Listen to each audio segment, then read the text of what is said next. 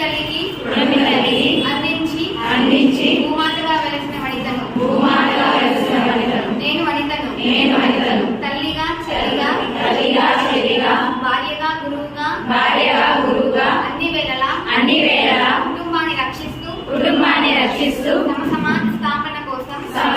స్థాపన కోసం మగజాతి సమానంగా ఉద్యోగ రంగంలో వ్యాపార రంగంలో రాజకీయ రంగంలో తమ పాత్ర పోషిస్తున్న వనితను నిరంతర కృషితో పట్టుదలతో నమ్మిన సిద్ధాంతానికి పూర్తిగా కట్టుబడి